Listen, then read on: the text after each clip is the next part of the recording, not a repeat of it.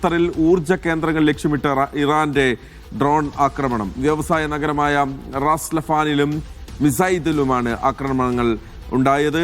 ആക്രമണത്തിന് പിന്നാലെ Qatar energy LNG ഉൽപാദനം താൽക്കാലികമായി നിർത്തിവച്ചിരിക്കുകയാണ്. അതിനിടെ രാജ്യത്തിന്റെ അതിർത്തി കടന്നെത്തിയ സുഖോയ് യുദ്ധവിമാനങ്ങളും ബാലിസ്റ്റിക് മിസൈലുകളും ഖത്തർ സേന തകർത്തു. ആശങ്ക വേണ്ടെന്നും ഏത് വെല്ലുവിളിയും നേരിടാൻ ഒരുക്കമാണെന്നും ഖത്തർ പ്രതിരോധ മന്ത്രാലയം അറിയിച്ചു. ലോകരാഷ്ട്ര നേതാക്കൾ ഖത്തർ അമീറുമായുള്ള ആശയവിനിമയം ഇപ്പോഴും തുടരുകയാണ്.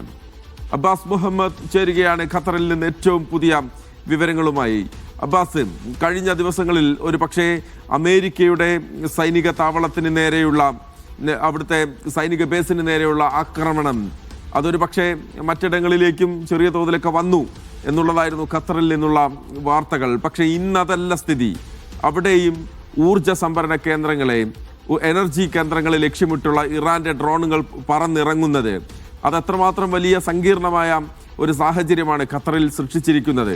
മാത്രമല്ല അവിടെയും ഏതെങ്കിലും തരത്തിൽ ഈ ഊർജ കേന്ദ്രങ്ങളെ ലക്ഷ്യമിട്ടുള്ള ആക്രമണങ്ങൾ കാരണം അവിടെ ഊർജ്ജ സംഭരണ കേന്ദ്രങ്ങൾ അടച്ചിടുന്ന സാഹചര്യം ഉണ്ടായിട്ടുണ്ടോ?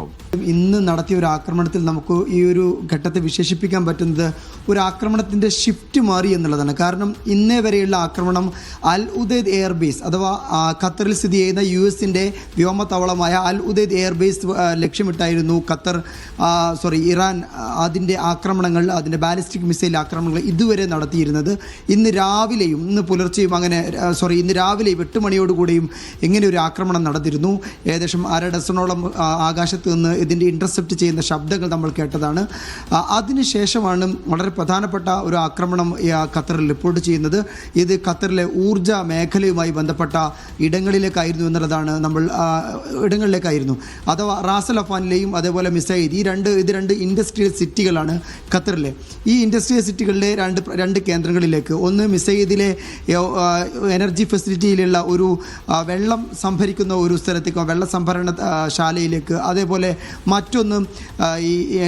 മറ്റൊന്ന് റാസ് ലഫാനിലെ ഊർജ്ജ ഫെസിലിറ്റിയിലേക്കുമാണ്, സൗകര്യത്തിലേക്കുമാണ് ആക്രമണം ഉണ്ടായത്. ഇങ്ങനെ 2 ആക്രമണമാണ് ഇതുമായി ബന്ധപ്പെട്ട്, ഊർജ്ജ മേഖലയുമായി ബന്ധപ്പെട്ട് ഊർജ്ജ കേന്ദ്രങ്ങളിലേക്ക് ഇറാൻ ഡ്രോൺ ആക്രമണം നടത്തിയത്. അതാണ് ഖത്തർ പ്രതിരോധ മന്ത്രാലയം വാർത്താക്കുറിപ്പിലൂടെ വ്യക്തമാക്കിയിട്ടുള്ളത്.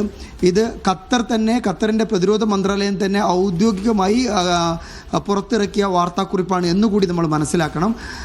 ഇതിനു പിന്നാലെയാണ് ഈ രാജ്യത്തെ ആക്രമിക്കാനായി വന്ന 2 സുഖോയ് യുദ്ധവിമാനങ്ങളും അതുപോലെ തന്നെ 7 ബാലിസ്റ്റിക് മിസൈലും 5 ഡ്രോണുകളും തകർത്തു എന്നുകൂടി പ്രതിരോധ മന്ത്രാലയം വ്യക്തമാക്കിയത്. ഖത്തർ അമീരി ഫോഴ്സാണ് ആകാശത്ത് വെച്ച് ഈ ഖത്തറിൻ്റെ ആകാശ പരിധിയിലേക്ക് വന്ന സുഖോയ് വിമാനങ്ങളെ വെടിവെച്ചിട്ടത്. ഇതുപോലെ തന്നെ ഖത്തർ അമീരി ഫോഴ്സും ഇവിടുത്തെ നാവികസേനയും സംയുക്തമായി ചേർന്നാണ് ബാലിസ്റ്റിക് മിസൈലുകളെയും അതുപോലെ 2 ഡ്രോണുകളെയും താഴേക്ക് തകർത്തു കളഞ്ഞത്.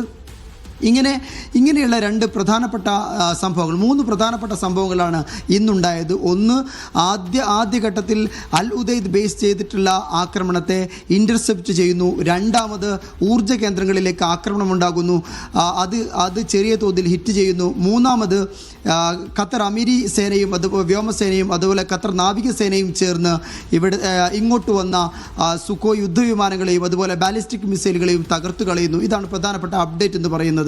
അടുത്ത ഘട്ടത്തിലേക്ക് വരുന്ന സമയത്ത് ഈ ഒരു ആക്രമണത്തോടുകൂടെ റാസ് ലഫാൻ സിറ്റിയിലെ ഈ ഖത്തർ എനർജിയുടെ എനർജി ഫെസിലിറ്റിക്ക് നേരെയുള്ള ആക്രമണത്തോടുകൂടെ LNGയുടെ ഉൽപ്പാദനം താൽക്കാലികമായിട്ട് ഖത്തർ എനർജി നിർത്തിവെക്കുന്നു എന്ന് പറയുന്ന ഒരു വാർത്താക്കുറിപ്പും വരികയുണ്ടായി.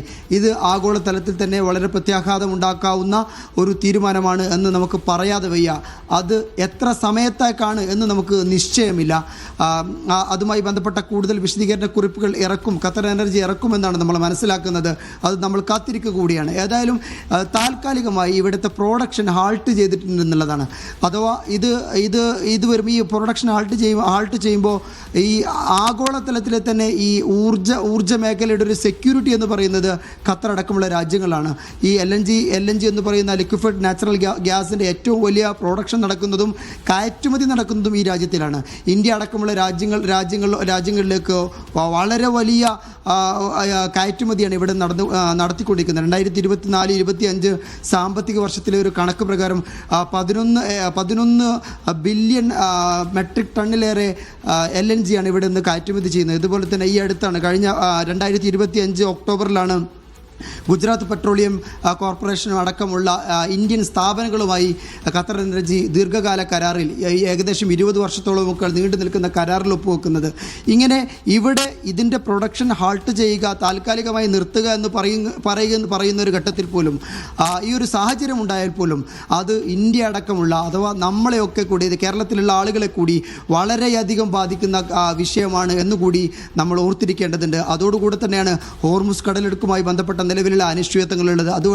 അതുവഴിയാണ് ഇവിടെ നിന്നുള്ള ഖത്തറിൽ നിന്നുള്ള എല്ലാ ഷിപ്മെന്റുകളും പോകുന്നത്, LNG ഷിപ്മെന്റുകളും പോകുന്നത്. അതുകൂടി അനിശ്ചിതത്വം, അതിന്റെ യാത്ര കൂടി വലിയ അനിശ്ചിതത്വം സൃഷ്ടിക്കുന്ന ഒരു കാര്യമാണ്. അതുപോലെ തന്നെയാണ് നേരത്തെ പറയുന്നത് പോലെ തന്നെ അവിടെ എനർജി കേന്ദ്രങ്ങൾക്ക് നേരെ, ഊർജ്ജ കേന്ദ്രങ്ങൾക്ക് നേരെയുള്ള ആക്രമണം, അതുമൂലം ഉണ്ടാകുന്ന നഷ്ടം അത് ചെറുതായിരിക്കില്ല എന്നുള്ളത്